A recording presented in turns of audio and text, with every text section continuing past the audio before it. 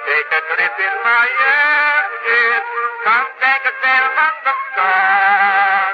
Come have a ride around Venus. Come have a spin around Mars. Show us while we're busy. Show us to see while we school. Come take a trip in my airship and we'll visit the man in the moon. Hello and welcome to Airship 27 podcast number 99. I'm Chief Engineer Rob Davis, here alongside Captain Ron Fortier. Hey, Ron. Hey, Rob. 99? What the heck? Oh, wow. We're gonna have to work out something. We're gonna have to work out something really, really special for 100.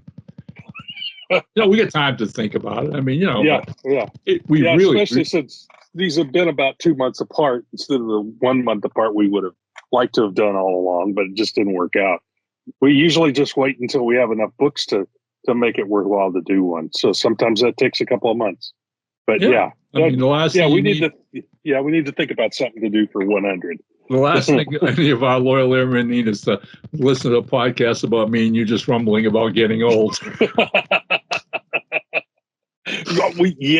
Because that's what it would be. If we didn't have books to talk about, we just talk about our aches and pains. And Hey, I am finding all these comedians on YouTube that are now senior comedians doing senior jokes. I mean, of course, we identify, right? One of the guys the other day, this one cracked me up. He says, I got on one of them dating services. He says, it's called carbon dating. Yeah, I know who you're talking about. He's hilarious. Yeah. Speaking of jokes. Okay. Good segue there. Yeah. This podcast's bad joke is all yours, my friend. Take it away. Starting it off with, okay. A very wealthy man bought a huge ranch in Arizona and invited some of his closest associates in to see it. After touring some of the 1,500 acres of mountains, rivers, and grasslands, he took everyone to the house. The house was as spectacular as the scenery, and out back was the largest swimming pool you have ever seen. However, this gigantic swimming pool was filled with alligators. The rich owner explained this. I value courage more than anything else. Courage is what made me a billionaire. In fact, I think that courage is such a powerful virtue that if anybody is courageous enough to jump in that pool, swim through those alligators, and make it to the other side, I'll give them anything they want. My house, my land, my money. Of course, everybody laughed at the absurd challenge and proceeded to follow the owner into the house for lunch. Suddenly, they heard a splash. Turning around, they saw this guy swimming for his life across the pool as the alligators swarmed after him. After several death-defying seconds, the man made it from one end to the other. The host was absolutely amazed, but he stuck to his promise. He said, "You are indeed a man of courage, and I will stick to my word. What do you want? You can have anything. My house, my land, my money. Just tell me what you want, and it is yours." The swimmer, breathing heavily, looked up the host and said, "I just want to know one thing. Who the hell pushed me into the pool?"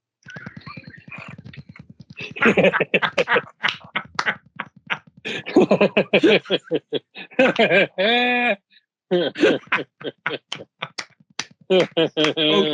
Rich, good one. That is awesome.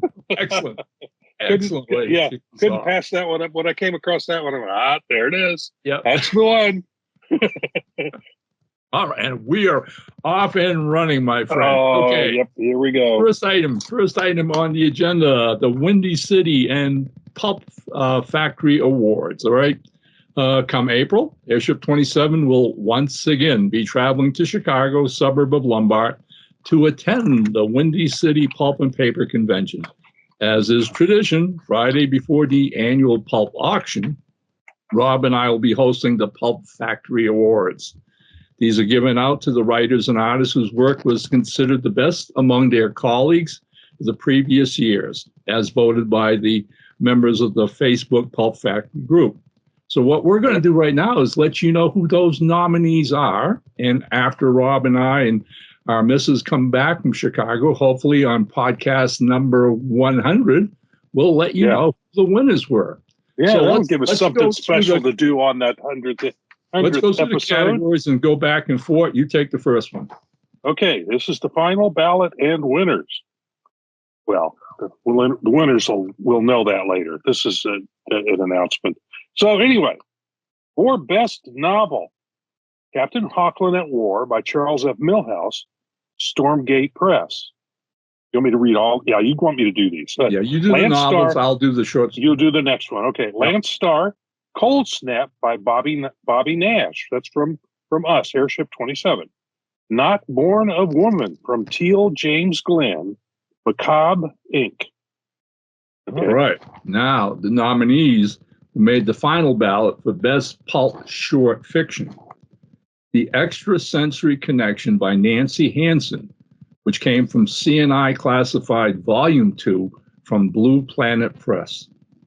Murdoch by Jamie Ramos, from the anthology The Blood Runs Deep, Valhalla Books. Operation Colossus by Lee Houston Jr. from CNI Classified Volume 3, Blue Planet Press. The Rose of Madrid by Teal James Glenn from Zorro Swordplay and Romance, published by Bold Venture Press. And finally, The Strand Magazine Murders by I.A. Watson from Sherlock Holmes Consulting Detective Volume 20 from Airship 27. All right. And in the Best Pulp Anthology category, nominated were The Blood Runs Deep from Valhalla Books, CNI Classified Volume 2 from Blue Planet Press, and Sherlock Holmes Consulting Detective Volume 20 from Airship 27. Okay, Best Pulp Interior Illustrations. Clayton Merwin for his work on Lance Starr Cold Snap, Airship 27. James Lyle, The Towers of Metropolis from Volume 2, Airship 27. Our amigo here, Rob Davis, for Sherlock Holmes Consulting Detective Volume 20 from Airship 27. And lastly, is Best Pulp Cover. Yours truly was once again nominated here. From The Devil You Know, Airship 27. Ted Hammond for Jezebel Johnston Volume 9, Captain Johnston from Airship 27. Jeffrey Hayes, was that CN1 or CNI? CNI. CNI, okay. Yeah, I need to adjust my glasses. Yeah, that is an I. I'll do it again. Jeffrey Hayes, CNI, Classified Volume 2 from Blue Planet Press. And that's it. All right. Those are the ones coming up. And I've read quite a few of those, both the short stories and the novels themselves.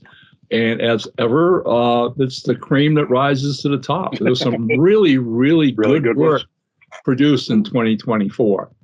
And it's going to be a really fun time for us, as it always is, to host those awards that Friday night. Something I look forward to, amongst other things at the conventions, and hooking up with all our colleagues and friends. So, hey, you know what? If any of you are in the, Lombard area, come, what is it, April 5, 6, 7? So that's something like that. Let me pull up my calendar real quick here. And I believe that's correct. Yeah, it's right in that neighborhood. Yeah, first weekend of the month, I believe. Yeah. Yes. It is the first full weekend of April, yes. Yeah, so I mean, if any of you have never been to a pulp convention, I recommend it highly. Windy City is a lot of fun. It's a great group of people, both professionals and fans. It's 4, 5, and 6. Yeah. It's Friday's the 4th, Saturday's the 5th, Sunday's the 6th. Yeah. So yeah, the first full weekend in first weekend period. First weekend in April. Yeah, in April. Right.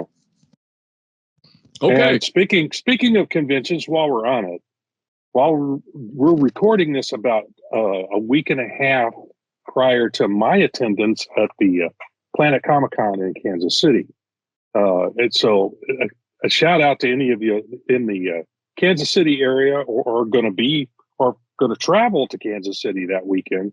Drop by and see me at table 843. There you go. In Artist Alley. And, stop by and chat or, look at my prints and stuff. And if you see something you like, pick one up. But, I thought I'd give that a shout out while we're at it. But we'll move on to Airship 27 business now.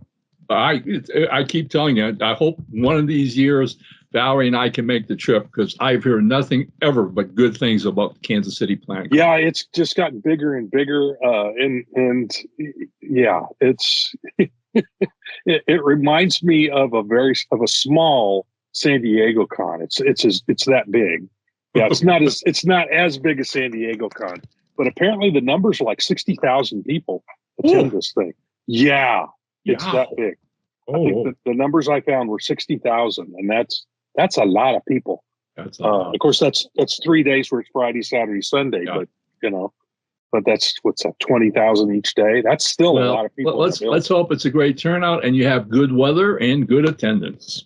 Well, all right, hey, let's get down to the business of what did Airship 27 put out since the last time we all got together? What have we done now?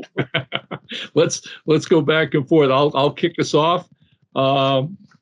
Since our last show, we released The Phantom Detective Volume 3. This features stories by Carson Demons, Fred Adams Jr., Michael Housel, and Michael Black. The interior illustrations were by Kevin Broden, and the cover was another beautiful piece by Adam Shaw. And of course, The Phantom Detective, as most of you loyal airmen already know, is a classic pulp hero from the 1940s. So always fun to do him. All right. Okay. And before that, the other one that's been out since the last time was The Battle for Storm Rest, Part 1 by Teal James Glenn. This is part of his Altiva Chronicles series. And Ron Hill did the art on this one. This is a kind of a fantasy sword and planet type of thing, kind of like the John Carter series from Edgar Rice Burroughs. Right. And of course, it's got, barbarian feelings to it, a feel to it as well. But this is part of a bigger story he's telling about this place called Altiva. Yeah, it's a series. It's a great series.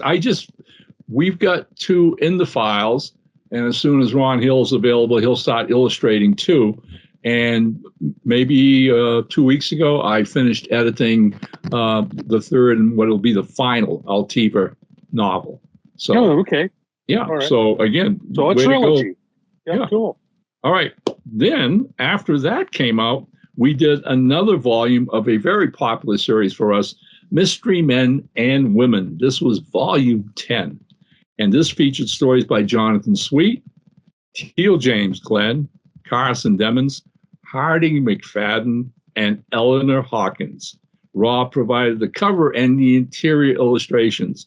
And it should be noted, the fun of this series, I think, the reason both Rob and I like it, it gives our writers an opportunity to create brand new pulp heroes, all right? And regardless of the genre, regardless of what era they put them in, but they are pulp men and women, all right? And some of these are so much fun. Yeah, and what's interesting about this particular anthology is that if one of our writers has a character he's done at least 3 stories on, and we tap them to do a 4th one, then we'll put all those stories together in a book of its own, either in a Kindle version or Kindle and paperback. So yeah, that's kind of a different take on this particular one too. And it's a showcase. It's a showcase volume, pretty much. Yeah, it is. And we've had several books that did spin off like that. We had was it Dr. Fix-It? Yes. From that one we spun off. Hatcher, right? Yeah. Yeah, we spun that off, and we're looking at a couple of others that have come pretty close to that we're going to be putting together a book. Yeah, I'm talking to a few writers, and we've got 3, and it's like you said, now we're waiting. Give us a new one. Yeah, and we put out the new volume. So you get like reprints of 3 stories you've read, but in the new volume, you get a brand new story as well. So you launch off. I look at it a little differently than you do. I look at it as this is for the folks who haven't read those stories, but they like this particular writer, and they've seen something else from him, and they go, "Oh, he's got this series over here at Airship 27, or this is a different series," and they could pick up all of them about this particular character in one book. So yeah, that's another way to look at it. Hey, Absolutely. believe me, whatever their reasons are, their please readers, pick it up. please, you buy your books. I don't care what your reason is. Thank you. Yep. Thank you. All right. So and then we had the Challenger Chronicles, and I'm Volume supposed 2. to read this one, I believe. That one's mine. Oh, You just sorry. did Mystery Man. Stepping on me. Mea Stepping culpa, on mea me. culpa. The Challenger Chronicles, Volume 2. More Adventures of Conan Doyle's Professor George Challenger features a novella by Thomas Kent Miller and 2 shorts, one from Wayne Carey and another from Kevin Findlay. Now, artist Clayton Hinkle provides the cover art and interior illustrations, and as usual, knocks it out of the park. He has a really distinctive and interesting style in his illustrations that I think is really suited well to the Challenger Chronicles and what's the other one? The Quartermain series that he also did, which brings up an interesting thing that I was working on this last night. I didn't get it finished up. But Thomas Kent Miller, who did the novella in this one, also did a novella in the Quartermain books. And it's actually these two novellas are part of one big story. So he mentioned that to me, and I said, okay, well, what we can do is we can combine, if you create a new introduction, we can combine the two of them into a Kindle, and we'll put that Kindle out. And if it's popular, we may even go with a paperback book for it as well. But we'll put it out there and see how it does. Well, I got started on it last night. I didn't quite get it finished, but this has been the week of This has been the week of getting things started, but not finishing them.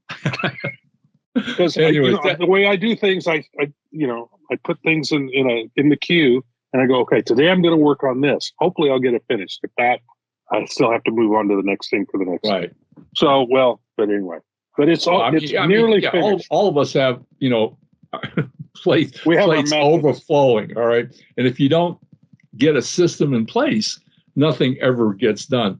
Before we wrap up the Challenger thing, let me just add to that. We are also in the process of assembling Volume 3. Clayton is now working. No, I'm trying to think. That's the one we got out. We got out 2, but we do have 3 in the works, if I'm not mistaken. So again, we'll get back to that. I think all we right, mentioned, so now we talked about that. Yeah. Yeah. So let's look at what's coming. And after we read what I put down here, you and I are going to tease our loyal listeners here. Okay. What to look forward to. Shannon Hall is an artist wrapping up his art on the newest Masked Rider, Tales of the Wild West, Volume 4. Meanwhile, Ed Cotto continues to work on the second New Adventures of the Musketeers. Rob himself is doing illustrations for what will be our last Secret Agent anthology volume, keeping in mind that this is our last year of accepting submissions, and we'll talk more about that before the end of the show. There's a couple of things. We've actually got some questions from some of our colleagues that we're going to address. But so that's some of the things that are coming ahead this year. But one of the biggest coming out, hopefully by the end of summer, maybe, but fingers crossed, early fall, we'll see. But we're actually going to be publishing a public domain Edgar Rice Burroughs novel. And I am not going to tell you which one it is. All right. Burroughs easily was considered the master of American adventure and pulps. And I think it's a justified title of what he did, how he changed the landscape of adventure writing in this country. And of all the great things he wrote, from all the Tarzan books and the John Carter books and Pellucidar and et cetera, et cetera, et cetera, there were a few that didn't get a whole lot of attention, maybe didn't do as well as the more popular ones.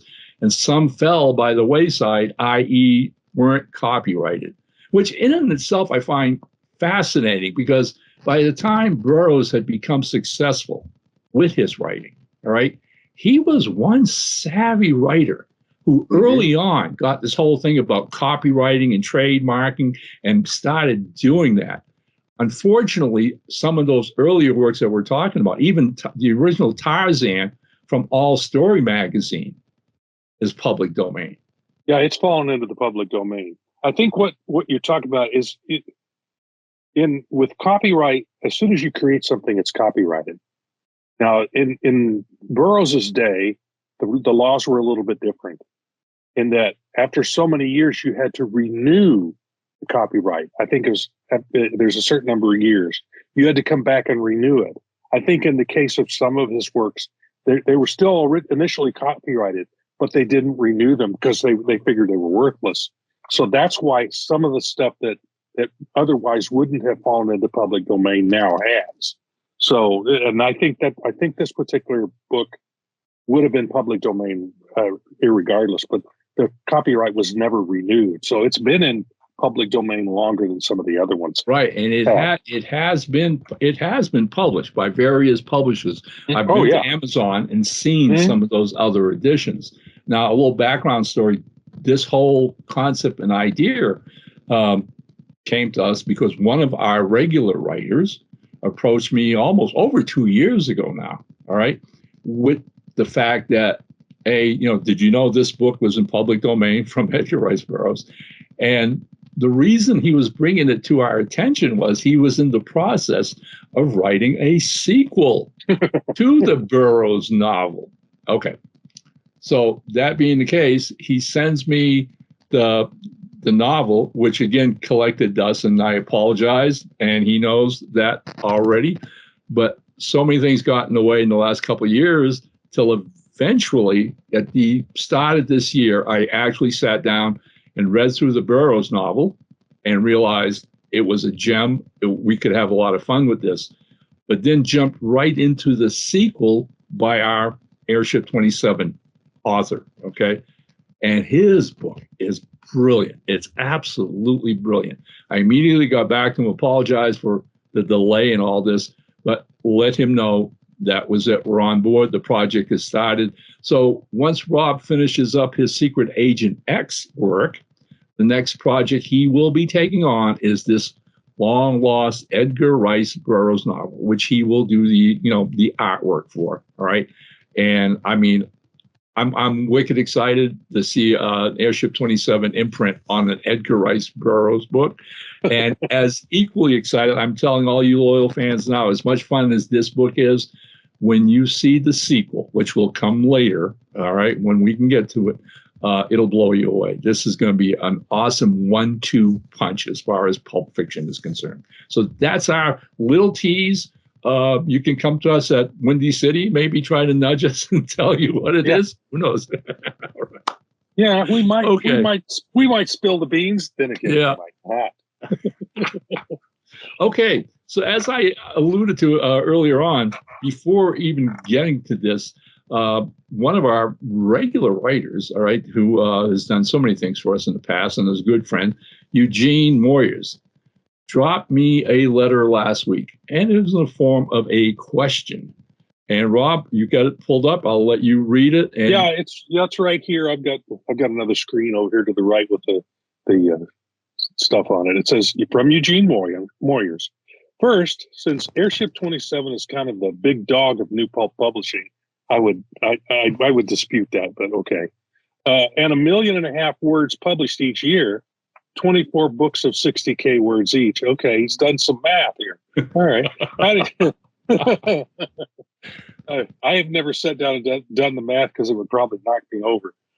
So how do you think its severe downsizing will affect the new pulp genre? This is especially interesting since I see that an adventure house is ceasing publication of high adventure. Is new pulp over, or has it peaked and is on a downward future trajectory? Okay, address that, Ron. Okay, yeah, and I'm gonna tag. We've got 2 more questions that are we're gonna look at, which I don't have here. We got one on Facebook from Lee Houston Jr. Yeah, I think I got it on paper. And I think this works with what Eugene just put forward. Okay. Yes. And what Lee wrote was, What do you, me and you, foresee as the future of Airship 27 production? Okay. Good So question. first of all, I think you and I have discussed that enough times. We are in our final year of getting new submissions. New submissions, yeah. Submissions. And even that is not grounded in concrete. Understand, both Rob and I have said several times that I wrap my head around, what's labor intensive, all right, what we can do, what we can foreseeably do quality wise and continue, all right, as opposed to juggling way too many titles and way too many projects. Well, yeah, and we have other projects besides Airship 27. So, both of our comics sidelines have grown, especially in the last 2-3 years, and just started to eat up a lot more time for both of us. Okay, so let me just say this as the editor here of Airship 27, I tend to look at anthologies and novels as two different animals. All right. And literally one takes a whole lot more work than the other, and that's anthologies. All right. Yeah. We get multiple writers that I have to work with and get them to deliver stuff. Sometimes we hold up an anthology because one writer hasn't turned in a work and it sits there or whatever, right? We employ more artwork. We have 12 interior illustrations instead of 9. So 3 for each story if it's 4 stories, yeah. So. Right. Anthologies are, again, labor intensive. They take more work. Now, earlier in talking about Rob working on Secret Agent X, the anthology, all right, that will be the last Secret Agent X anthology. But I'm telling everyone here right now, Rob and I love that character amongst other pulp characters. So if 2026 comes along and out of the blue, one of our regulars or some new writer to pulps writes me and sends me a 60,000 word Secret Agent X novel, I'm not just going to say no. I'm probably going to sit down and read a couple chapters and see if it's something you and I want to tackle. So you have to understand, we are dwindling down. That's been our comment all along. We're slowing things down, but we're not closing the door forever. No. That's not going to happen, okay? No. There are things that Rob and I are going to want to do individually, all right? I have some ideas for future novels I'd like to tackle when things slow down, and I don't have such a busy plate. I keep putting off this one book that's been near and dear to me, and I don't want to get into talking about it because I'll jinx it, but I've researched over the last 3 or 4 years. I can't wait to sit down and start writing it, but I'm too busy. I'm just too busy. I don't have the time to devote to it. So those are those kind of things. Now, time. And I don't know if you've all noticed, but we're not spring chickens anymore. You know, I mean, there's a point at which you want to slow down a little bit. So okay, yeah, that's what we're reaching. This pretty much, is Lee's answer to what Lee asked. The bigger question that Gene Moore has put up though was, is this the end of new pulp? And I don't think so. There's no way I believe that at all. Okay, what I do see is that, like any other publishing entity, organism, it's evolving and it's changing. All right. When Rob and I started Airship 27, I mean, there was maybe 1 or 2 other people out there. Moonstone, the French outfit, Blackgate Press, I think it was. Yeah. Okay. That was it. Well, within a few years, along comes Tommy Hancock and Prose. Along comes Van Plexico and White Rocket Books. All right. And all of a sudden, here come all these different publishers. Okay. Now, in the last 2 or 3 years, we've seen some of those publishing less. But at the same time, out of nowhere comes Bob Mendenthal and Blue Planet Press. Bob gets and he gets into the arena. And he hits it running. He's putting out books right and left. He's got these huge displays at conventions, and he's doing great. I think that's awesome. Another one who showed up on the scene maybe 4 years ago, Charles Millhouse and Stormgate Press, as you mentioned. And now they're a big dog in the new pulp industry. So there's a shift. It's not the same people, but it's newer people. All right.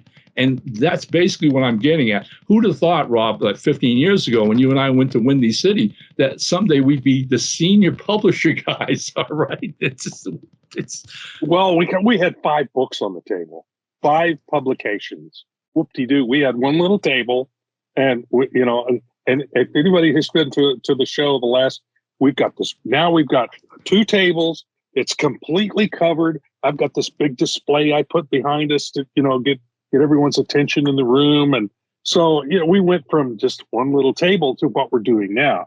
And now we're trying to back off a little bit and calm down a little bit and let some of these younger folks pull in the slack. So yeah, I don't think New Pulp is over. I think, as you said, it's evolving, it's changing, and anything that's healthy and alive evolves, it changes, right, it grows. Right. So yeah, this is it grows it's growing in a little bit different direction. So that's fine. Right. I mean, one of the things that I appreciate a great deal, okay, and that's the undercurrent of the entire pulp community, in that over the last 15 years, after that uphill struggle of saying, hey, we're the new kids on the block, and getting that strange look as if to say, we're bug-eyed aliens here, all right? Well, who are these people? What are they doing? Yeah, right? What are they doing here? Yeah, I mean, there was just a general disdain, but people don't like change, and they fight change all too often, okay? But again, over the years, thanks to some of the most wonderful writers and artists and books and from all these people that I've already mentioned, all right, we've won them over, okay? We've become a viable, real part of the pulp community in this country, all right? And so, I mean, going to cons, most fans show up and understand that we've helped keep pulp fandom alive, so that it's just much more of a variety if you are a pulp fan. So you can go to a Windy City or a Pulp Fest and say, hey, you know what? I'm going to go look at all these old classic pulps and see where I can find any treasures. But hey, here's some new guys doing new stuff. And what's this all about? And maybe this someday will be just as valuable as the old stuff I'm picking up in the open. I mean, who knows in 30, 40 years if some people aren't hunting down first edition Airship 27 titles, Rob, all right? And trying to get the whole collection. I don't know. Yeah, well, it's an intriguing thought. You know what I'm saying? Sure, but it won't matter because we won't be here. Okay, now this also brings up this particular question, especially Lee's, about what we're going to be doing. I had this idea fairly recently. I know what's going to happen is that we've got people who are sending us stories for anthologies. They're sending us short stories, and when we just kind of shuffle off to doing only novels, we're going to have a handful of those left. It might be, it might be a Secret Agent X. It might be it could be like 3 or 4 different things, or even more. So my idea is, let's not let those languish. Those won't go away. Let's create, either use Mystery Men and Women or come up with a new anthology and put those in there. We won't be getting any more in, so we'll just use up whatever we have in inventory left over. So if one of our writers has almost finished one, and the book fills up, like the Secret Agent book filled up, maybe we've got somebody else who has an almost completed Secret Agent X story. Where's that going to go? Well, we could combine all those into another book and do an anthology that way. But just Airship 27 Pulp Adventures, right? Yeah, like you said, have a Domino Lady story, a Kygor the Jungle story, a Phantom Detective story. You're right, and put them together. So when you proposed that to me a few days ago, I loved it. I think it's a great idea and one we should pursue. And it uses up any of the leftover stuff. That we don't want. We want to use this stuff. We ask them to send us stuff. They send it to us, or they're close to completed, and now we're telling them, no, we don't want it. Heck no, we'll find a place for it. We're still going to publish. We're just not going to do as many anthologies as we did before. We've already kind of moved in that direction anyway. The last few years, we've gotten out more novels than anthologies quite a bit the last few years. So it's an organic move that was already in process that we're going to speed along a little bit. But yeah, well, I want to use those up. I want us to create a book, and we'll have to sit down and in fact, I proposed that I didn't bring this up to you at all. This just came to me. I proposed to our readers and watchers of the podcast, send us your suggestions for what to call that title.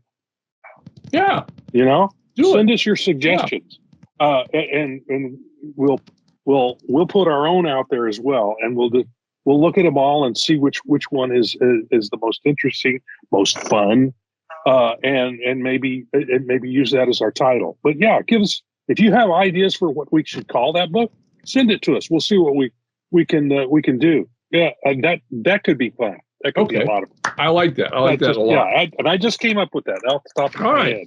Very cool. Yeah. Very cool. Hey, okay. We have one more question, which is from Glenn Held, the writer who wrote The Devil You Know.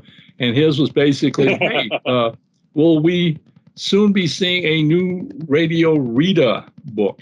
And my answer to that is yes, you will. As far as you will be seeing a new one, we have a volume 2 anthology completed. But it's going to be a case of Rob handles that particular character. So maybe the end of the year, fingers crossed, we can get it out. But it eventually will come out. It'll depend. It'll depend on what's in the queue and what I have to jump onto and how much other stuff's going on. But yeah, I want to do it. And she's a fun character, and the whole concept of different writers doing different things with her appealed to us. We had fun doing volume 1. So yeah, much fun. Yeah, it's there. It's coming. All right, I think that's pretty much the stuff on the agenda. I want to cross anything else you would like to add, and think about it for a second, because I know what I want to add, and that's Rob also mentioned earlier that our comic book work is like exploding.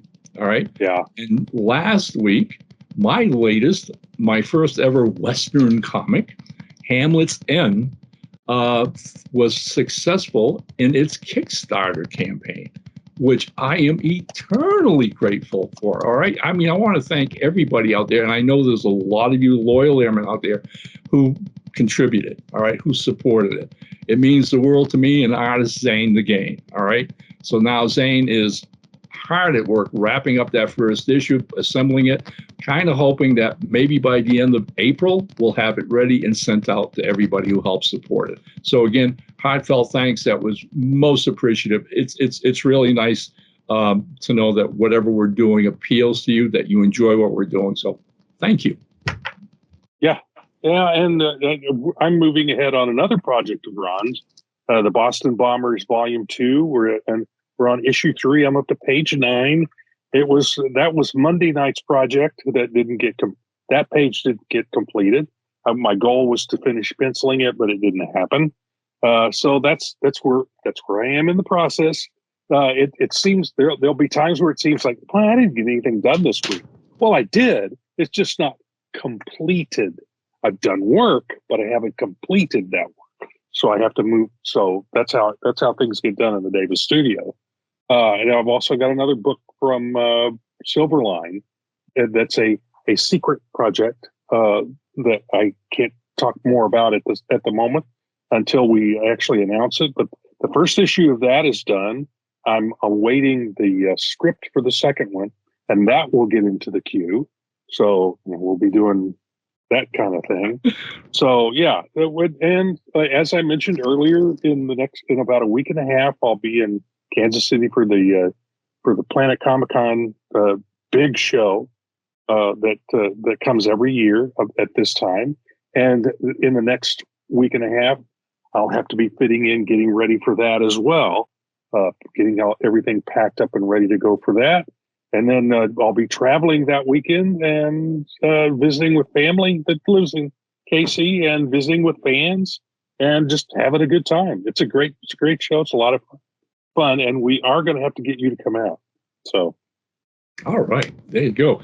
Hey, we were talking, before we started the show, but we should also mention to any of you out there who watch us on this particular series, all right, to let you know that both Rob and I are now regular members of Silverline podcast show. Right. Silverline actually has 3 weekly podcasts, one on Sunday night, hosted by Roland Mann. Roland Mann, yeah. Right, the editor and, owner of Silverline. Chief Honcho.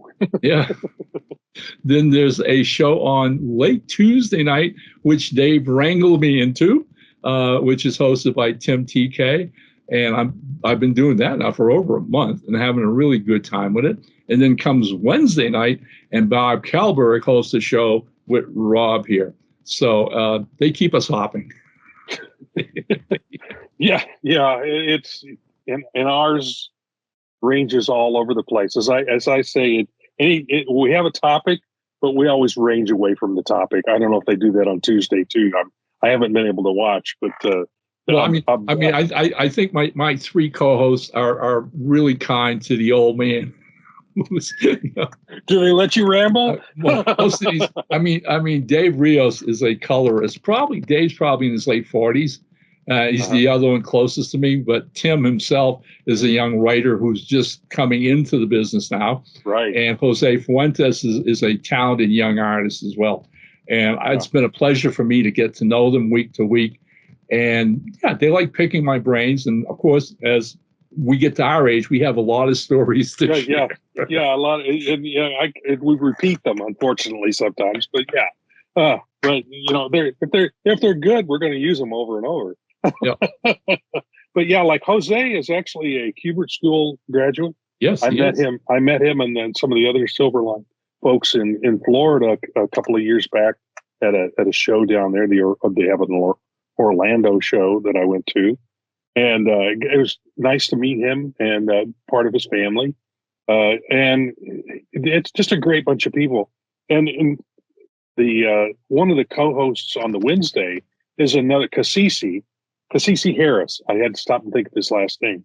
Is one of the co-hosts as well, and he's a brand new comic book writer as well. So we've got all these young, hungry, excited folks that are trying to pick our brains, and it's exciting to see someone on that first edge of breaking into the comic book industry. And Roland Mann is doing a bang up job of giving opportunities to these kinds of folks. And he's making inroads into the comic book world, because now Silverline is listed in previews every month. But of course, now we've got the Diamond debacle with it being auctioned off now and in bankruptcy court. So we'll see how the comic book industry is in an evolution as well. I don't think it's going to die either, but it's changing just like everything else. I call it the comic book 2-step, 1 step forward, 2 steps back. Yeah, that's essentially what's happening here. I think it's changing. It's not going away, but it's changing. It's been in the process. It's been in the process of change. Over for decades now.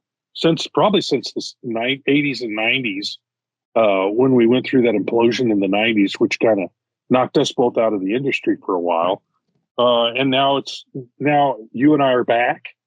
We're not at the big revolution. It's definitely the revolution of the independence, thanks to on-demand printing, okay, and desktop publishing and all that, which is, all these companies, we're talking about this now. And I'm thinking in another 5 days down in Texas, Ben Dunn is having this huge 1-day convention, basically calling it the Antarctic Press Birthday Bash, celebrating 40 years of Antarctic Press. All right. Yeah. And so, he's faced with those kind of issues and problems. In fact, Roland had him on his podcast a week ago. Yeah, with David Albrecht formerly from Malibu. And all they did that night was talked about, the ever-changing landscape of, the comic book world in this country. But it's it's frustrating because what we're seeing is the independents are literally producing some quality work. All right, a lot of these small companies. All right, Yeah. and this isn't the time we want to lose that. All right, if nothing else, hopefully other people will, other entrepreneurs will see a vacuum, and as happens in this country all the time, is somebody steps forward and says, "Hey, I'll do this.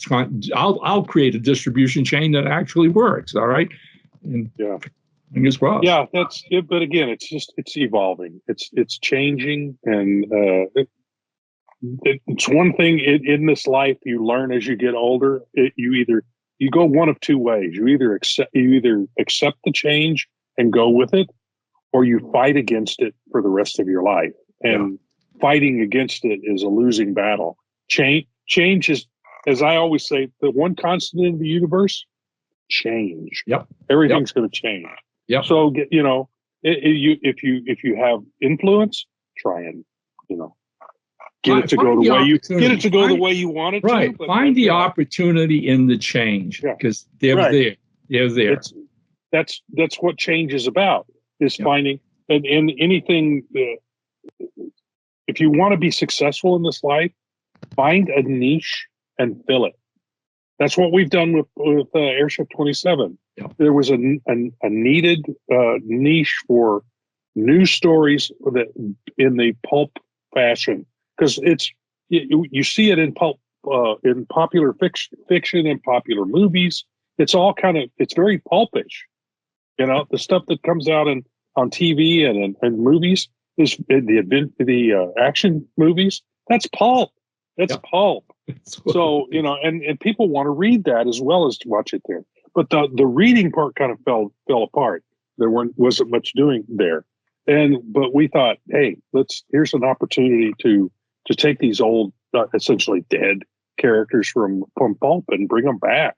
And then suddenly that turned into, well, why can't we create some of our own pulp characters, which is mystery men and women?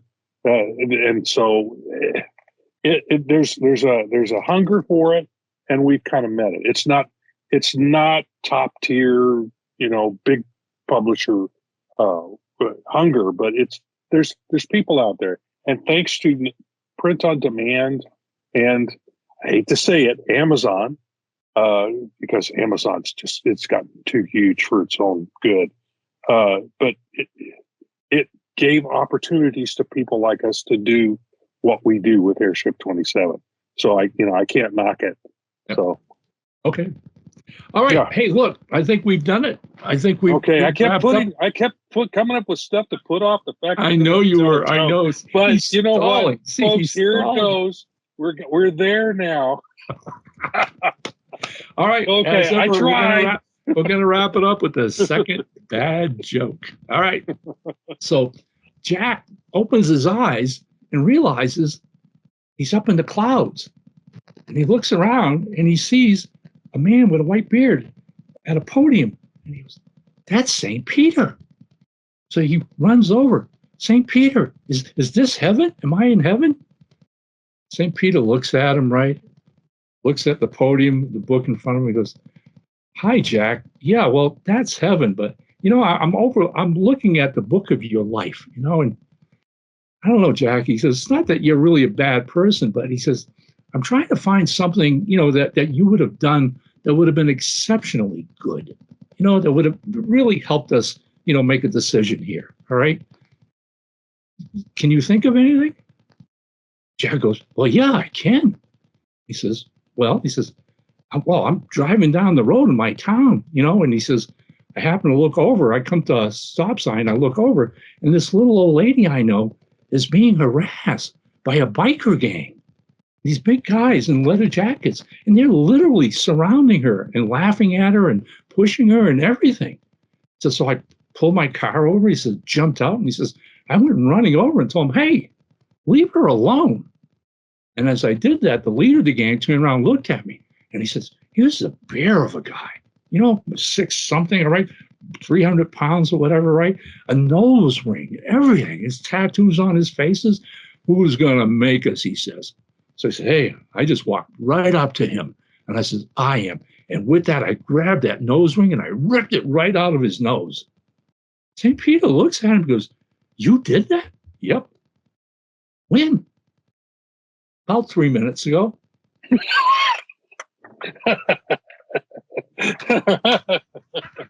Yeah, that's about right.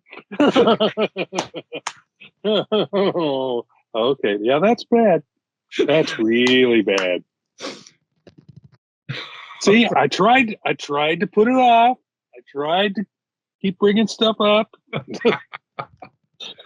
Oh, hey, as ever, thank you, all you loyal airmen, for spending this hour with us and listening to it. And hey, take to heart what we said. We're not going away overnight. We're not going away. Oh, all right. But again, we're going to do our best to ease out of this, and see where the next few years take us. We're not going anywhere. We're just evolving to do other things as well as this. I mean, I don't know about you, but I have loved doing this. I don't want to give it up completely, but I want to do other things as well. This kind of took over for a while. For sure. It took us over, and we ran with it because we were having a good time. But we want to have a good time with some other stuff too. So that's what we're going to do. But hang in there. We'll continue to do this when we can, and you'll see books from us, and you'll see us at shows. All right. So anyway, sign us out, amigo. Okay, this is Chief Engineer Rob Davis signing off.